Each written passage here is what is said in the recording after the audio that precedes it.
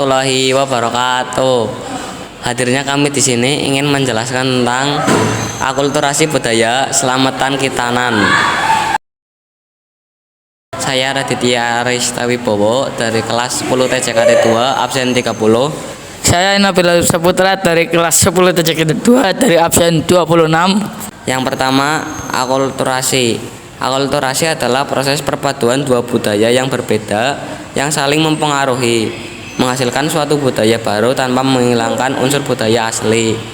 Dalam konteks masyarakat Indonesia, akulturasi sering terjadi antara budaya lokal dengan budaya asing, seperti pengaruh budaya Hindu, Islam, atau Barat, yang membentuk tradisi dan kebiasaan yang ada saat ini.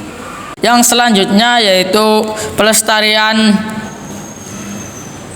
Selamatan Kitanan, merajuk pada upaya untuk menjaga dan mempertahankan tradisi atau ritual Kitanan yang dilakukan dalam bentuk selamatan atau keselamatan untuk seorang anak.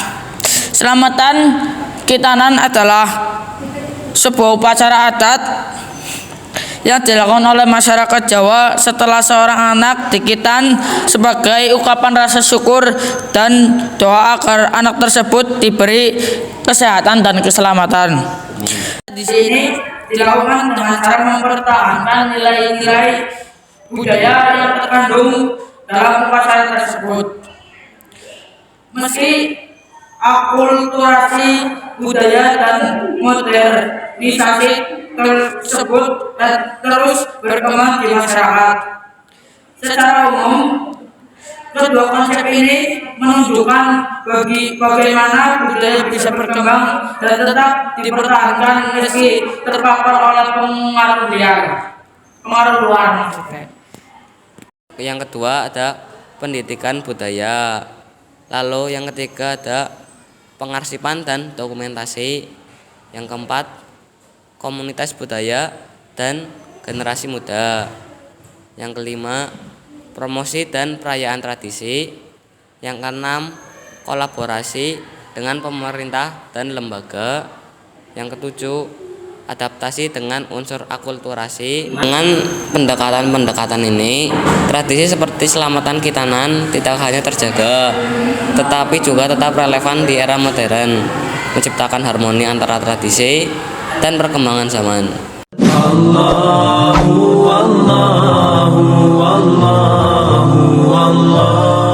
Jika ingin mengkhitan anak, bagaimana cara sunnahnya? Apakah harus diadakan syukuran sebagaimana yang terjadi di masyarakat kita? Tidak ada syukuran. Khitan itu bagian daripada pembuatan seperti tahnik, kurma yang dihalusin, ditempelin di langit-langit bayi. Itu sunnah hukumnya. Sama halnya juga khitan itu adalah wajib untuk dikhitan, tapi tidak ada perintah untuk mengiklankannya, tidak ada perintah. Para sahabat kalau khitan anaknya khitan selesai, nggak perlu buat acara. Kalau kita kan banyak bumbu-bumbunya.